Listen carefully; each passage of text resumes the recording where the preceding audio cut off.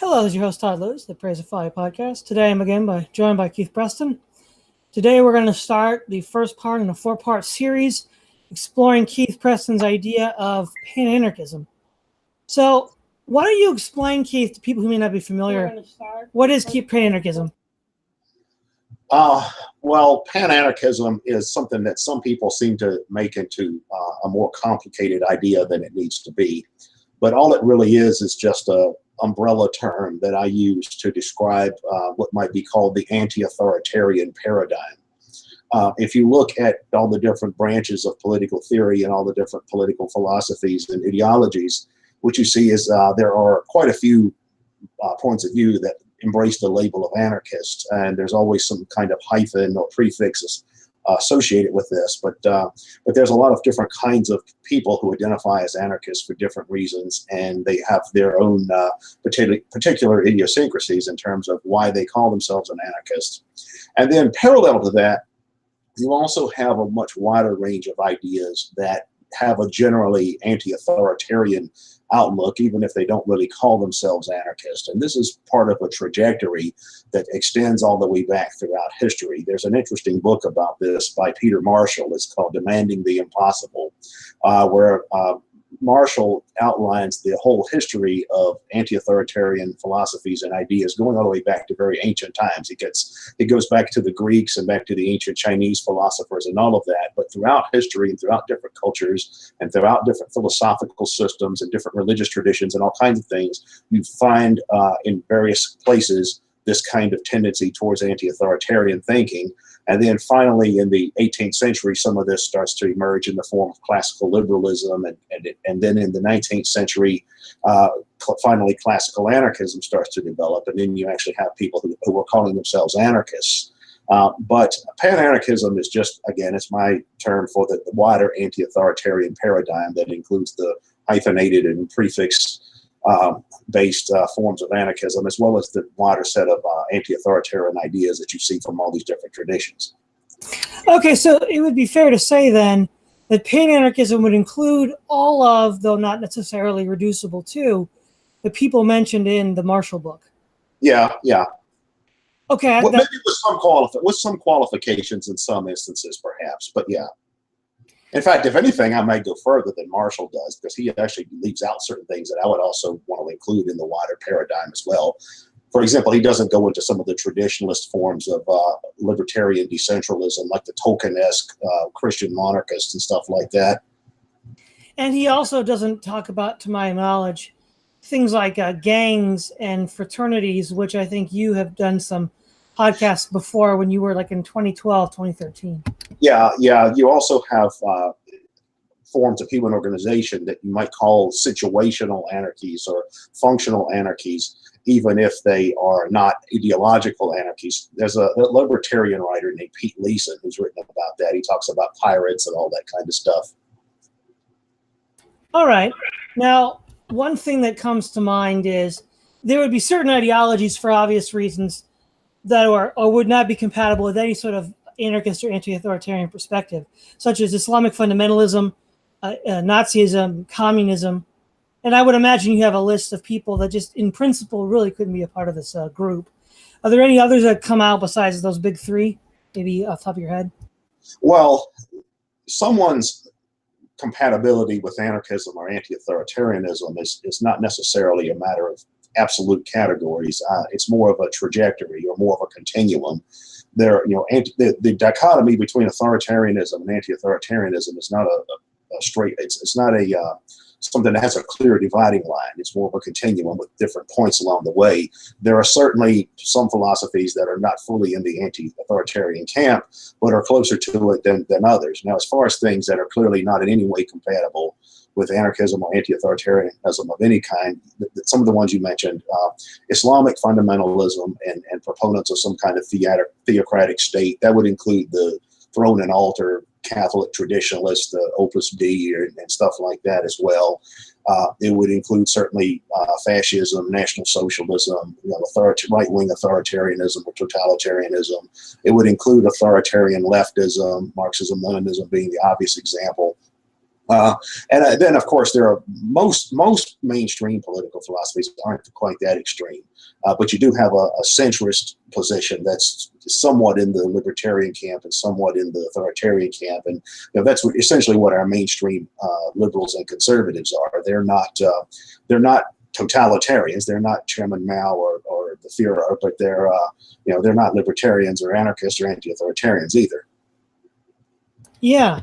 So I guess one question is, there's an old saying that hurting anarchists or libertarians, for that matter, is like hurting cats. Right. And even within like-minded groups, like within left anarchism, you have the syndicalists, people like Proudhon or Bakunin, people who are more in favor of the individualist anarchists, and they seem to get into a lot of in-house spats.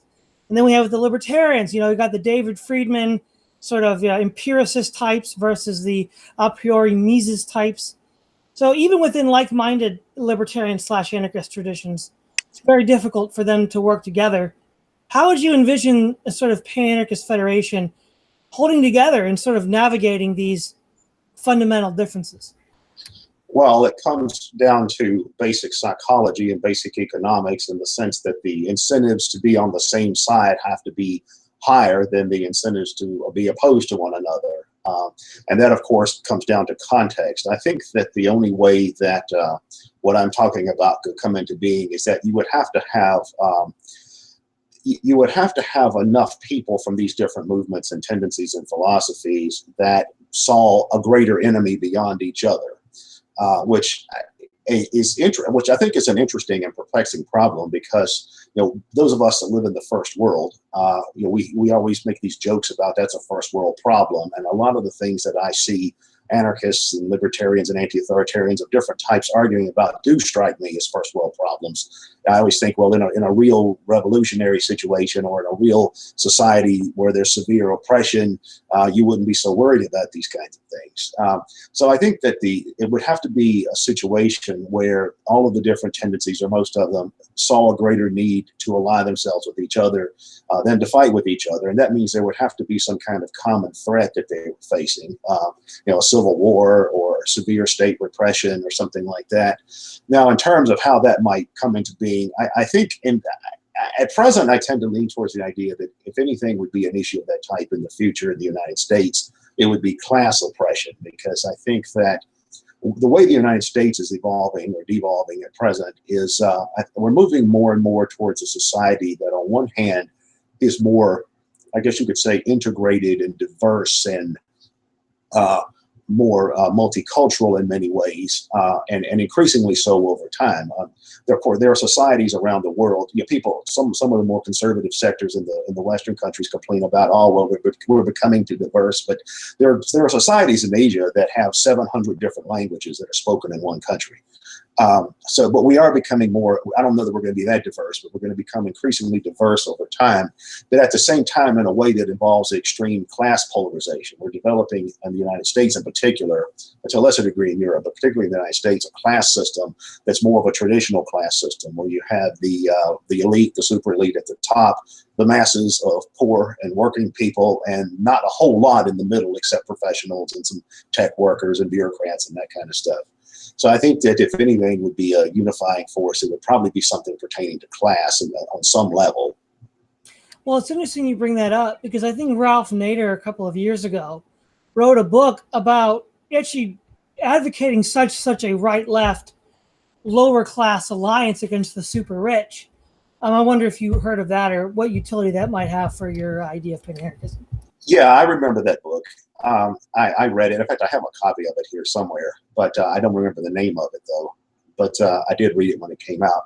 Yeah, and that was interesting, because he is a far more moderate person than I am, Ralph Nader is. But it's also true that he has expressed somewhat similar views over time. The idea that, well, opposition to the corporate class or the state or whatever, or really they're the same, the corporate class or the state are really the same. Opposition to all of that is something that transcends the usual left, right, and middle boundaries. You can be opposed to all of that and be anywhere on the spectrum when it comes to these other things. So Nader was actually advocating for that in that particular book, which was interesting. Well, the book wasn't particularly well received. It's not like it's a famous book or anything. So maybe that detracts from the viability of some of these kinds of ideas. But there are others out there that have made this argument. Okay, I think from the history of anarchism, one of the most successful attempts at organization, now again, it's not across ideological lines, would be the followers of Bookchin in Kurdistan, who have used Bookchin to help organize their own anarchist revolution, so to speak. And what I think is interesting about Bookchin, unlike other anarchist thinkers like Kropotkin, Proudhon, and Tucker, is that later on in life, he sort of abandoned the cookie-cutter Marxist talking points for a more pragmatic evaluation of history. And in many ways, maybe this is Bookchin's influence on you. I think I've noticed some of that in your own writings about Pan-Anarchism. To what extent would that be part of the coalition building? I'm not sure of the question. You're talking about the Kurdish revolution? Yeah, and how they were able to sort of organize a more successful real-world anarchist experience in a way that some of these more pie-in-the-sky ideological types weren't able to do. Well, the Kurds are in a position where they have an ongoing struggle that transcends any of the usual political ideologies. I mean, you're talking about a people that are distinctive historic nationality, which the Kurds are, and yet they don't have a homeland, and then their traditional homeland is carved up between various states, all of which are opposed to them: Iraq, Syria, Turkey, and so forth. So this was a pre-existing context in which this struggle emerged. Now, the interesting thing about the influence of Murray Bookchin on the Kurdish revolution was you had a political party which was actually a Marxist-Leninist Maoist party. And then the leader of the party actually becomes interested in the work of Bookchin and actually transforms the party. He actually turns the party into what it amounted to a Bookchinite party. So you actually have a situation where a Marxist-Leninist vanguard party transforms itself into a de facto anarchist party through the top down, through leadership. Of course, that's a very unconventional approach to anarchism, and many anarchists would look at that kind of phenomena with suspicion because it's not really the way anarchists envision things happening. But I do think it points to some wider issues, and that before some of the things we're talking about, pan-anarchism or whatever, can come into being, first of all, we have to have a much larger popular culture of people who are interested in or embrace or familiar with these kinds of ideas. I tend to be of the view that politics generally reflects the cultural context in which it occurs. And you can't just create a political ideology out of thin air on paper and try to insert it into a particular cultural context, because there's so many variables you can't account for. Instead, something like that's going to take on a life of its own once it becomes established. But I think, though, to have the kind of thing we're talking about, there would have to be a pre-existing cultural context where these ideas are generally accepted or familiar on some level, maybe not by everyone, but by enough people to make a movement of this type viable. And you would have to have from there not just popular sympathizers, but you'd also have to have an activist base. You would have to have leadership. You would have to have intellectuals and theorists and writers and all of the kinds of things that make a movement what it is. And anarchist movements in North America really have none of that. I mean, they have some of this on a very peripheral level that are walled off into these little sectarian tendencies and stuff like that. And you've got some groups that are maybe aspiring to this. But for the most part, you don't really have an anarchist culture in North America that's conducive to becoming anything more than just what it is. I heard a podcast recently, an anarchist podcast, where the person speaking said, well, anarchists in North America are basically just a group of isolated individuals and small groups that don't like each other and no coherent plan of action. And I have to say, yeah, that's exactly right. And that would be the first thing that would have to change. And that means, first of all, more numbers, larger, more anarchists, larger, better quality anarchists, better organization, better theoretical models, better leadership. And when I talk about leadership, I'm not talking about like the party line and the democratic centralism and the central committee and all that kind of stuff. But I'm talking about opinion leaders, people who influence other people's opinions. I mean, even among anarchists, you have that. You have Chomsky and Murray Bookchin and John Zerzan and Murray Rothbard and the classical anarchists that are considered opinion, David Graeber, people who were considered opinion leaders among anarchists. All of these kinds of things are what anarchists and others with similar ideas currently lack at present. I mean, the prototype for it is there, but that's about it.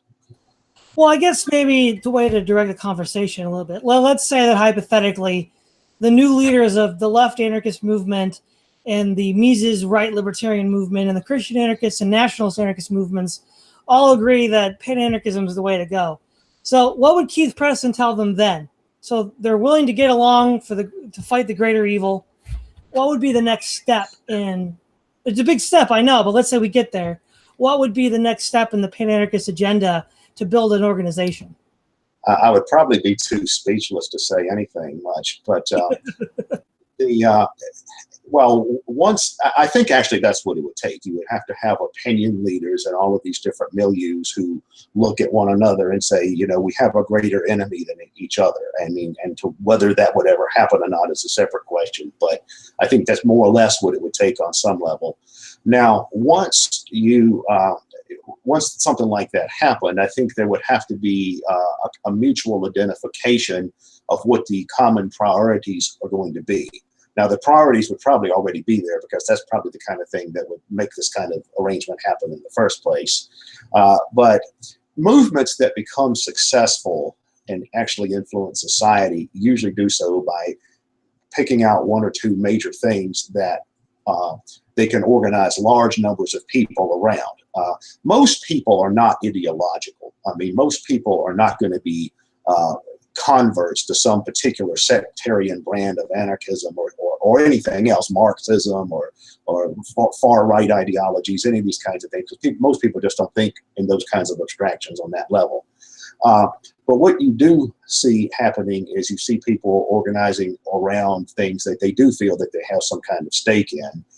If you look at American history, for example, the last time there were ever any really serious upheavals in the United States were 50 years ago during the Vietnam War, during the civil rights movement, and both of those were clearly identifiable problems. And with the civil rights, you had black people who'd been oppressed in the United States for 350 years saying, well, you know, we want our equal rights under the Constitution or whatever. With the Vietnam War, you had people getting killed. 250 Americans per week were killed in the war in Vietnam at its peak. So you had a lot of young people who didn't want to get killed. And before that, turning back the clock a bit, there was the labor movement, and that had to do with a lot of bread and butter issues, and there have been other things as well. So there would have to be some kind of common issues on which the pan-anarchist movement would be focusing, and that would have to be something that evolved in its own way, you know, given the context. That would probably vary a lot depending on the particular society. We were talking about the Kurds. Clearly, they have one set of issues that Americans might have a much different set of issues, and Western Europeans might have still another set of issues, and the Chinese would have yet another set of issues. So all of that is relative to context. I think within the United States, since that's where I think in many places the largest percentage of libertarians and anarchists exists today, something revolving around anti-statism and anti-imperialism would probably be a common thing for them to agree on, because despite their own economic, religious, social views, they tend to all agree that those are bad things. I think so. Well, again, it gets back to what I was saying earlier about how political movements tend to be reflective of the cultural context in which they take place. And I think that in an anarchist-inspired mass movement, say in the United States, as far as what it would actually look like in terms of its content, I think it would probably be closer to some of the kind of individualist anarchism that has existed in the past. Like back in the 19th century, you had individualist anarchism associated with thinkers like, we had the Circle Around Liberty magazine, which was Benjamin Tucker and Dyer Loom and some other people like that. And on one hand, they differed a bit from the communist anarchists, although they had some of those in their circle as well. but they also differed from conventional liberals and conservatives. I mean, they were somewhat countercultural in some of their social views, but they didn't have this embrace of collectivist ideas in the way that you saw among the anarcho-communists. In the 1960s, there was something of a resurrection of these kinds of ideas when you had people like Karl Hess and Murray Rothbard and others like that were trying to put together this kind of old right, new left tendency. And that's really how modern American libertarianism really got started. I mean, there wasn't really much of a American-style libertarian movement prior to the 1960s, and this really is how it began. You had it actually was sort of a hybrid of the old right and the new left. But what that reflects, whether it's the individualist anarchists of the 19th century, whether it's the libertarian movement that was associated with the new left, is a kind of a hybrid of anarchistic ideas and people who would have at least some affinity with thinkers like Proudhon or Bakunin or Kropotkin or some of those, but within this kind of American liberal tradition that you also associate with people like Thomas Jefferson. Like there was an essay that was written by a classical anarchist, an American named Voltairine de Cleyre, called Anarchism in the American Tradition or something like that. And she talks about how, well, you have this wider liberal tradition that's built into the American political culture that's derivative of Lockean English liberalism, and it finds its way, it transplants into the colonies, and then it has its manifestation in the American Revolution, and it's associated with people like Thomas Jefferson and his writings, Thomas Paine, and thinkers like that. Even though that's not the only part of the American political tradition, obviously, but it is a big part of the American political tradition. And there's a kind of individualistic libertarian anarchism that I think grows out of that in a way that some of the other kinds might have more difficulty with. For instance, in most nations, historically, anarchist movements tended to be in the syndicalist and communist tradition, one or those or both. And it's interesting to observe where these movements actually evolved. They tended to evolve in predominantly Catholic countries that were in a very new state of industrialization, where there was a very strong peasant tradition, or in Orthodox countries too, like Russia. You didn't find this as much in Protestant countries, and you didn't find this as much in countries where the level of industrial development was higher. And I think the reason for that is anarcho-communism tended to resonate very well with peasant culture, because it's essentially an extension of the idea of the peasant commune. You know, that's why anarchism of that kind tended to be popular in Spain, in Portugal, in France, and Italy, in Eastern Europe, so somewhat in Russia or parts of Russia, and also in Asia. It was also a big anarcho-communist movement in Asia, in China, and Korea, to a lesser degree Japan, and even in Latin America too. That's often ignored, but throughout all those cultures. But all those cultures had one or two basic things in common, and that was the strong peasant communal tradition, and they were in a newly industrializing situation where the traditional feudal culture had not really been eradicated yet. And also, I think in the case of Spain in particular, and to some degree France, and maybe even Russia, and maybe even China, for parallel but different reasons, the anarchist movement, the anarcho-communist movement, I think tended to be a substitute for the Catholic Church. In most feudal societies, the church was a deeply ingrained part of the culture, and it was certainly a part of the state and the ruling class in all of these places I just mentioned, except for Asia. But I think there was a similar situation with Buddhism and some of the religious establishment there. But you had a situation where the lower classes, the peasants, were alienated from the church, because the church was seen as the friends of the establishment, or the enemy, or the class enemy, or those who were oppressing them, and things like that. So these other kinds of movements started to become a substitute for the church. And I think it's for that reason, in large part, that movements like Spanish anarchism tended to have this kind of millenarian aspect to them, this kind of almost apocalyptic view of a revolution. And you found that in China as well. You found that among Chinese radicals. And I think there you had a lot of people who become alienated from Buddhism, that they saw Buddhism as either untrustworthy, or they saw the monks as being backward or on the side of the establishment or something like that.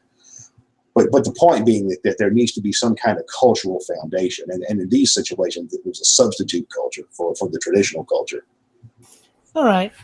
One other question that's related to this is one of my subscribers asked, what kind of economic system, if any, would unite the Pan-Anarchist movement? And if not, how would different, say, anti-authoritarian economic groups work together? So let me give you an example. Let's say that Hopistan is running their private factories, and then the imported Mexican laborers start reading Noam Chomsky and start organizing for their labor rights. And so then the anarchists from Chomskyville and, Buchanan decided to say, hey, we need to look out for these workers' interests. So this would be a intra-federation dispute.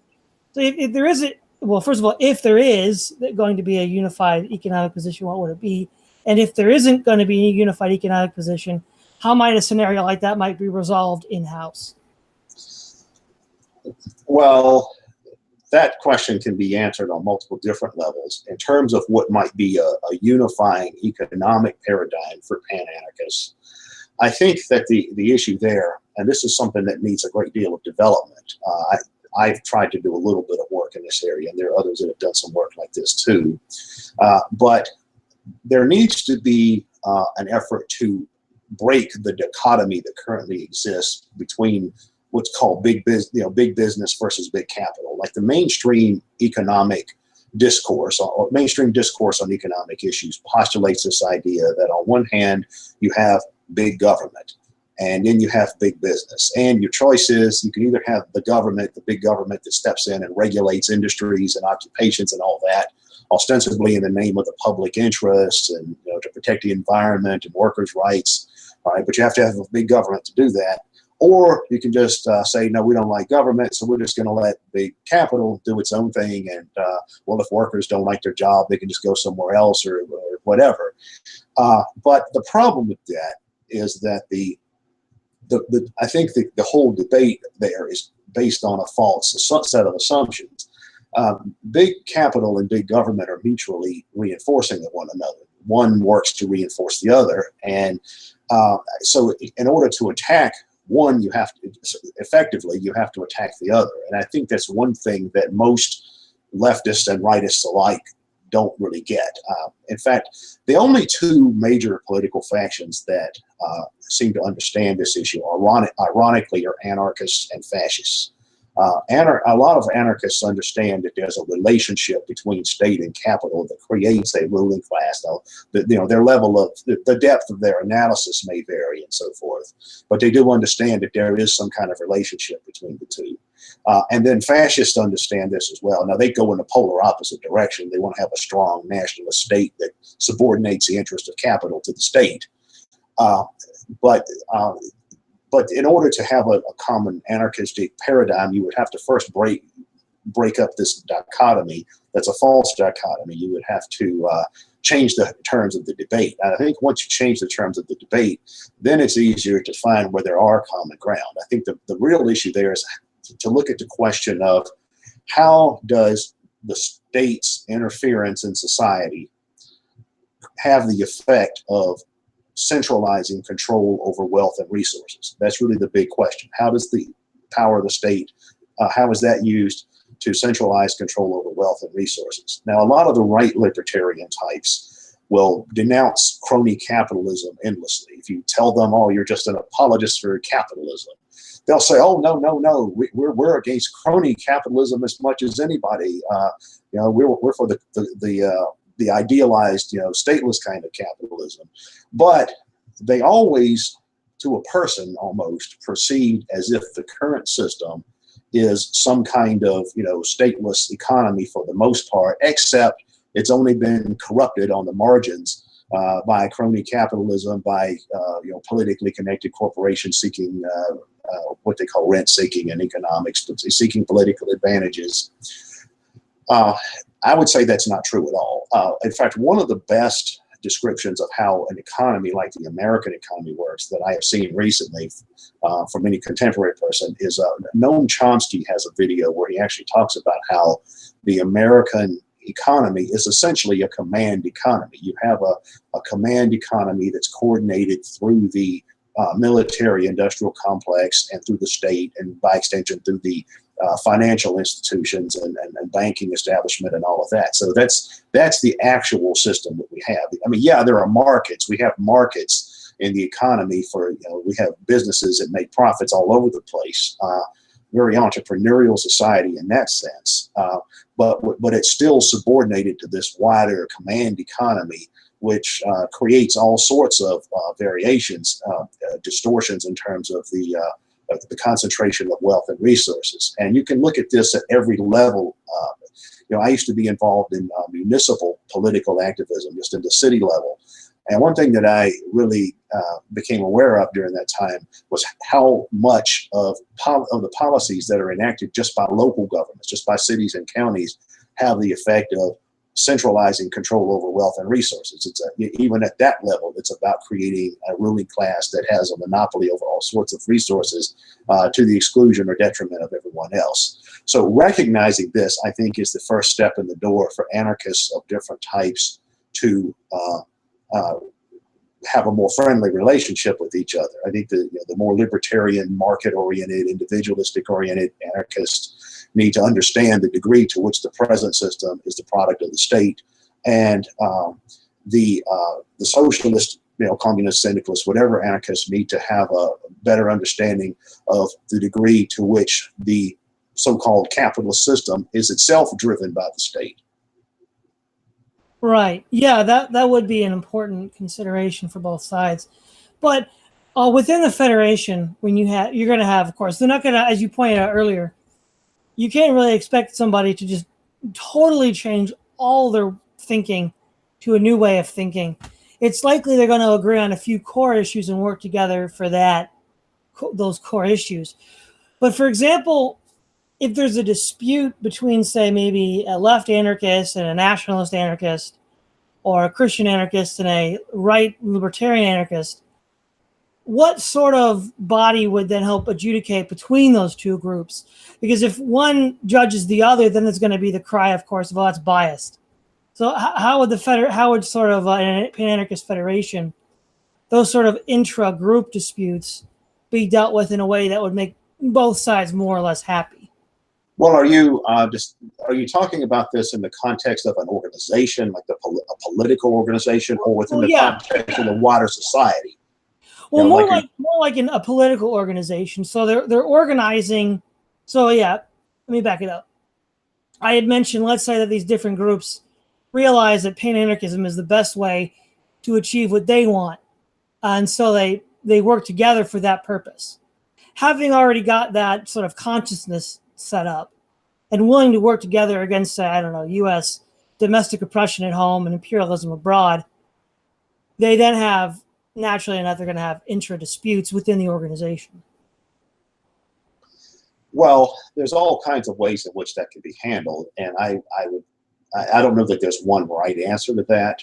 I think, though, that when you have an organization that has people in it with much different views from each other about many things, it's important to give everyone's point of view a due consideration and have an appearance of not being biased. I tend to be into the idea that dispute resolution of any kind should be handled by the people that are closest to it. One problem that I think with the government's legal system is that you have what's essentially supposedly a neutral third party, the state, that comes in to handle disputes. But in reality, the neutral third party is just somebody that has their own interest, and they decide the outcome of the dispute based on what their interests are, and who cares about any of the people that were parties to the original dispute.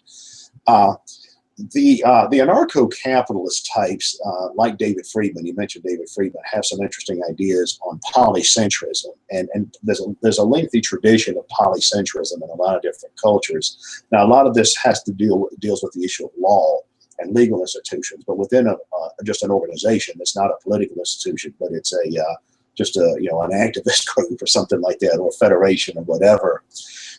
You can have polycentric institutions in the sense where you have a dispute between an individual or group and their sharp differences. you have some kind of process where that is handled relative to the needs and interests of the disputants. For instance, you may have a pre-existing agreement between the contending parties. Well, if we have a dispute, we will handle it this way. We will go to this person, or we will go to this organization, or this tribunal, or council, or a popular assembly, or arbitration committee, or whatever. There's no one right or wrong way, but I think substance is more important than procedure, in the sense that there does have to be a means of giving everyone's point of view a fair hearing, and that everybody has to perceive that their point of view is being given a fair hearing. I mean, within the best possible, in the greatest degree possible.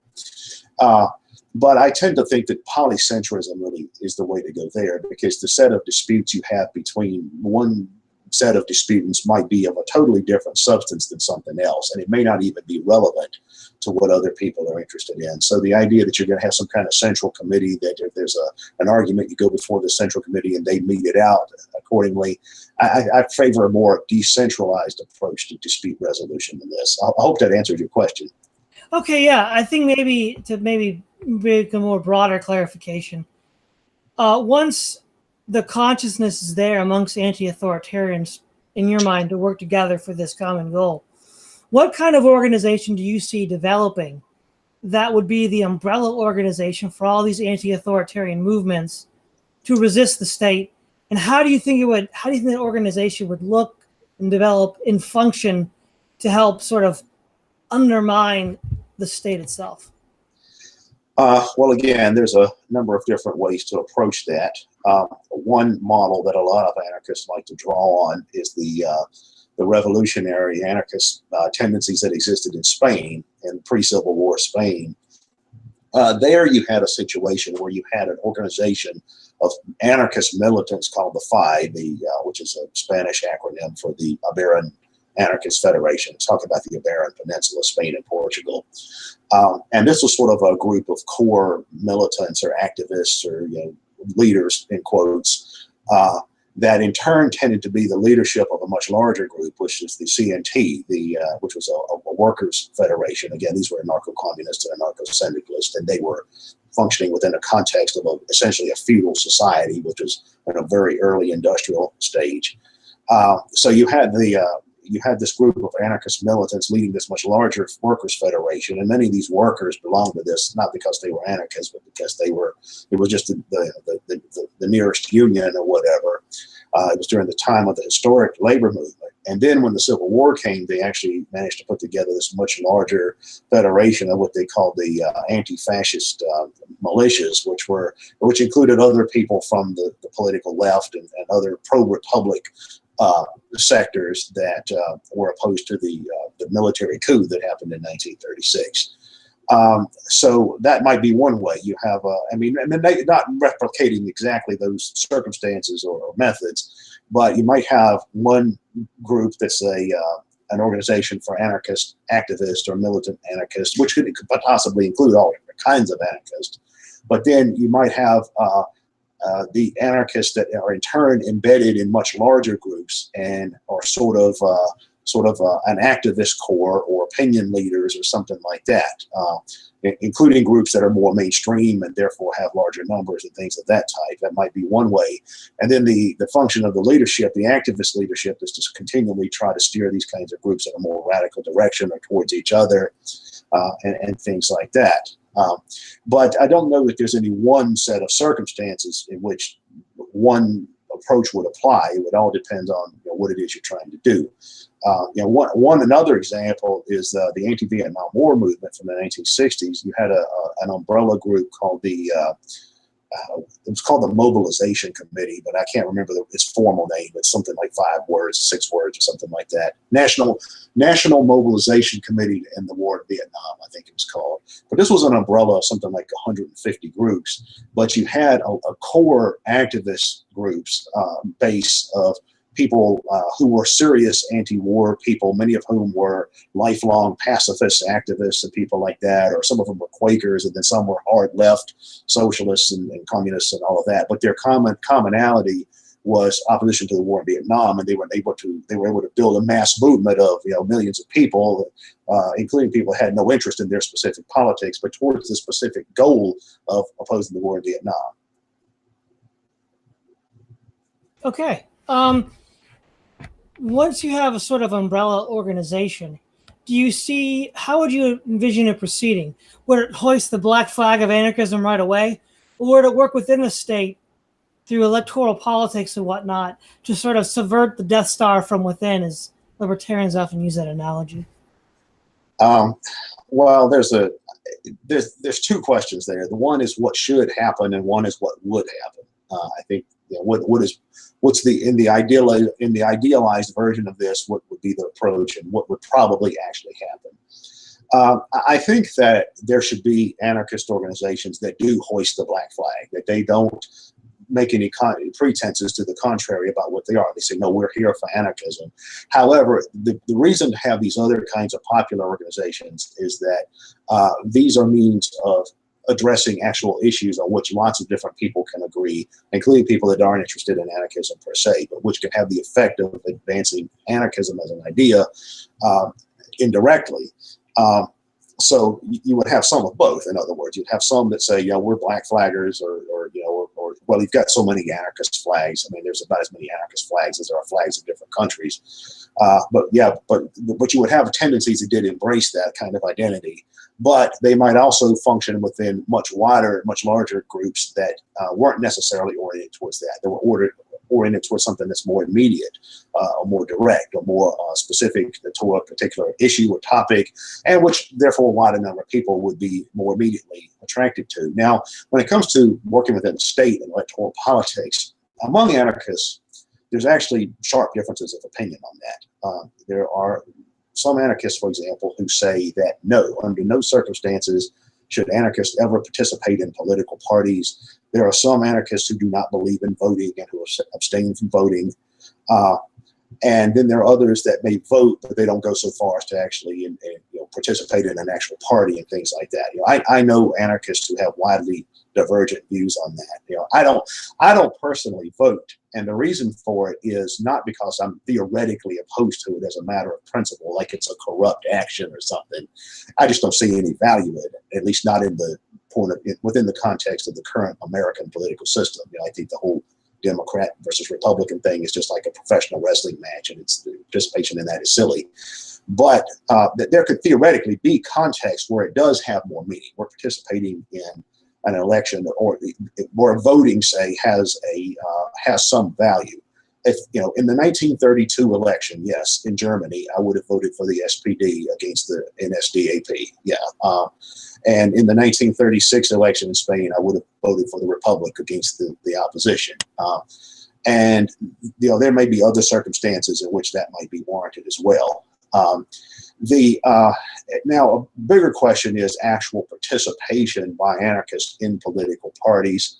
I would say, again, that's contextual. That's a little bit more of a gray area, I think. But I think there might be some circumstances where that is appropriate and some where it's not. For instance, I think in a country like the United States, participating in local politics is more feasible or acceptable or whatever than participating in national politics. But it's also true, though, that you can use political campaigns and political parties as a propaganda tool as much as for a strategic tool. Well, propaganda is part of strategy, but so those kinds of activities can have some merit in that sense as well. Ron Paul comes to mind. Yeah, Ron Paul is a good example. Well, nowadays you have some anarchists from the left, the anarcho-communists and libertarian socialists and others, that now that the Sanders thing has supposedly generated a renewed interest in socialism, and you have opinion polls where a lot of millennials say they're now embracing socialism, which I think is a lot of bull, by the way. I mean, what they call socialism is just Rooseveltian liberalism. You have more people now who want to go back to the New Deal paradigm as opposed to the neoliberal paradigm. But because of that, now you have this group, Democratic Socialists of America, which has grown up and become somewhat, I wouldn't say popular, but more popular than it once was. And parallel to that, in that group now, you have people forming caucuses. Like I think there's one called the Libertarian Socialist Caucus, and there's one called the Anti-State Communist Caucus, and whatever, Judean People's Front, and all of that. And then on the you find that among the Libertarian Party as well. Libertarian Party has a Libertarian Socialist Caucus, and a Libertarian Party, they function to some degree for the purpose of just propaganda, promoting their ideas. It's even though every election they claim they're just an election away from victory, but it's really just an educational organization. So things like that, I think, have some degree of value. But I also think there's a certain danger in these things, because you can easily be consumed by it. You can be absorbed by it in a way that it has a co-opting effect, because the state tries to co-opt its opposition. The state doesn't necessarily always try to suppress the opposition. They may in some circumstances, like depending on how much of a threat they think the opposition is. Like if you look at the history of revolutions in the Third World, the response to that by the imperial powers has always been, first you try to suppress the revolution, keep it from happening. Then when it's obvious that's not going to happen, you try to co-opt it. You try to bring the revolution into your own camp. When that doesn't work, you try to sabotage it, either through proxy war or economic sanctions or economic sabotage. Or if it's threatening enough, you might conduct an outright invasion. And it's been like that with domestic insurgencies in the United States. Most opposition movements that have emerged in the United States, the state has tried to co-opt, and they've done very well at that. For instance, most of the movements that came out of the 1960s that started off as fairly radical opposition movements, the ones that could be co-opted have been. Like gay rights, for example, that went from being a street fight in New York at Stonewall between a bunch of gay folks and the cops to being, now that's just another lobby within the Democratic Party. And we can make an analogy to a lot of other movements. At the same time, there were movements that developed in the 1960s that the state could not co-opt, so they moved quickly to suppress them. The most obvious example is the Black Panthers. You had a guy like Fred Hampton, who was the leader of the Black Panthers in Chicago.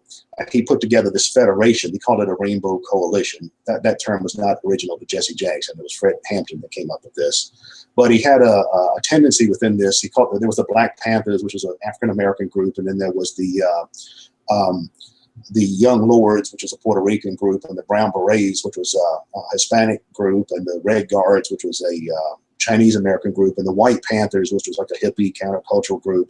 They even had the Young Patriots organization, which was an organization of poor whites from the Appalachia area, some of whom had migrated to Chicago, but they actually used the Confederate flag as part of their logo. And this was accepted within this Panther coalition. The federal government, the FBI under Richard Nixon and J. Edgar Hoover, and the Chicago police found this to be such a frightening idea that they assassinated Fred Hampton and Mark Clark, the organizers of this. So they moved quickly to suppress real opposition of that type, at the same time while working to co-opt what could be co-opted. So that's something you always have to be on the lookout for whenever you're trying to build any kind of movement that's any kind of oppositional revolutionary movement. And that's where the problem with the electoral politics comes in, because that is such a gateway to co-optation. Yeah, now you mentioned that there's almost as many anarchist flags as national flags, and it made me think, do you think that in this umbrella organization, it might be something like an anarchist UN, where each anarchist party has like a little seat at the convention, and then they just in the same way the UN, helps, quote unquote, helps organize all the nation states. Maybe an anarchist style UN organization is something that might develop. That's one possibility. Yeah, there could be an organization where representatives of different kinds of anarchist groups with their own ideas and tendencies meet to discuss common issues. So you could have, representatives of or delegates. The anarchists tend to prefer the word delegates over representatives, but you might have, representatives of the syndicalists and the anarcho-transhumanists and the primitivists and the Christian anarchists and the post-anarchists and post-left anarchists and anarcho-nihilists and all of these other kinds of things. So yeah, that could certainly be a possibility. It's also interesting that you can really have an anarchist group that advocates for virtually any set of ideas outside the context of the state. You know, you could have a group of anarchists who just happen to be oriented towards, you know, being fans of comic books or something like that. It doesn't even have to be a political organization. It can be a cultural organization or a kind of civil society. Marvelists. Yeah, right, exactly. Yeah, exactly. But stuff like that would actually have its place, because you can use these kinds of things to create alternative infrastructure that actually provide social functions. One good example is all the ethnic associations that exist in the United States, like the Korean American Association or the Greek American. I used to know some Greek people that belong to some kind of Greek American association, and this group would actually do things like collect resources and funds to help members in need. You know, fellow Greek Americans who are in need, or fellow Greek Americans who, you know, are dying of cancer or need medical treatment and need help or something like that. So not all anarchist organizations have to be political organizations. They don't even have to identify as anarchists. They can serve some kind of social function that bypasses the state. So that's another consideration as well. In fact, not self-identifying as anarchist might be more effective, because then you're not putting people, you know, you're not scaring people out of even considering it. So it may be like a under the radar kind of thing. Yeah, exactly. Yeah, you could theoretically have organizations that are parallel infrastructure, alternative infrastructure, dual power structure to the state, but they don't identify as anarchists. They don't even identify as political. I mean, they can just have the effect of taking over the functions that are often provided by the state and doing so independently of the state, thereby weakening the dependency on the state. I guess the last thing I'd like to cover for today is, as far as funding we'll just call it for shorthand, the Pan-Anarchist Federation, PAF. For the funding for the PAF, would they accept, what would be the limitations, or how would funding be generated? Would it be assumed voluntary donations from the member parties? Also, would they accept donations from, say, foreign states? So, like, for example, maybe the Chinese and the Russians want to see the American state weakened, and they're just throwing money at dissident groups, and one of the dissident groups is the, you know, PAF. Would they be willing to accept money from the Russians? And it's just that gets back to that's really the same kind of problem as the issue with voting and political parties and things like that, in the sense that there may be times when there are certain pragmatic advantages to that, but then you're also running the risk of being consumed by that. That's actually an issue with the Kurds. An issue with their movement is, at times, you know, because they're caught in the middle of a civil war, they have been at times aligned with various forces in the civil war. At some point, at various points, they've been allied with pro-Assad forces. They've been aligned with anti-Assad forces. They've been aligned with the Americans at various points. They've been closer allied with the Russians at various points. And the question is, when you're in that kind of situation, when you're caught in the middle between all these contending groups, what do? Well, generally speaking, you do what benefits your own survival to the greatest degree. I don't have an absolute opposition to the kinds of things that you're describing. For example, I could see an anarchist alliance in a nation like the United States actually receiving aid, say indirectly, from the Russians or the Chinese or something like that. And I could see something parallel to the American Pan-Anarchist Federation in Russia or China receiving aid from the United States. I tend to look at it like, use your enemy's own weapons against them. You know, if you can bleed your enemy, then do it. It's kind of like welfare. There are libertarian anarchists and individualists and anarcho-capitalists who say, well, you should never accept state welfare payments, because then you're becoming dependent on the state, or you're being a parasite on society, dependent on the ideological framework. Now, the socialist type anarchists tend to not have quite a strong set of ideas about that. They tend to think welfare is more legitimate, it's compensation for capitalist exploitation. But I tend to be more the view, no, just sign up for all the welfare you can and just bleed the system dry. You know, it's and who cares about the system? That's more or less the position I would take. So, and I suppose when it comes to international relations, with some qualifications, I might take a similar position. You know, it might well be necessary, because we haven't talked a lot about international relations, but international relations and foreign policy are crucial to all these kinds of questions. Because what I'm actually in favor of on a global sense is what I would call bottom-up anti-imperialist struggle, which means you have an anti-state and anti-imperialist struggle going on everywhere simultaneously, in Russia and China and Africa and Latin America and North America and Europe. So that way, though, you can play off different imperial powers or different states against each other. You can, the subversives to the American government can, solicit aid from those international forces that hate the American government, and those in the, in Russia and China and the Middle Eastern nations and everywhere else can do the same thing. But then, there are dangers to that. There are dangers that you simply become a tool of whomever it is that you're soliciting funds from, that you simply become that they're able to weaponize you as a part of their own geopolitical objective. Yeah, who's using who, right? Exactly, that's kind of the problem. The goal is to be the user rather than the usee. That's really the crucial criteria of this question. Exactly. So yeah, we're about at the end of the hour. Is there anything that you'd like to add that maybe we didn't cover in this discussion of the organizational level of such an alliance? Well, just to repeat what I said earlier, and that is that before any of this could happen, you have to have the ideas in circulation. You have to have you have to have a larger number of anarchists. You have to have better quality anarchists. You have to have opinion leaders and activists, and all these kinds of things have to be in place first before any of the organizational forms can really start to develop. I think that's one of the problems that a lot of people with these kinds of ideas have, is that they don't have any of that. Instead, that makes them even more inclined to fight with each other all the time, because what else is there to do if there's no real engagement going on? So it's really just a matter of communicating the ideas, first of all. For those that are interested in what I was talking about as far as the anti-authoritarian paradigm, the Marshall book is really great, Demanding the Impossible by Peter Marshall. I think that it's certainly not the only good book on anarchism available, but I think it's the standard in terms of outlining this kind of anti-authoritarian paradigm, historical trajectory that I'm talking about. So that's definitely worth checking out as well. All right. So thank you for coming on, Keith. It's always a pleasure. This is Todd Lewis of the Praise of Flight podcast signing off.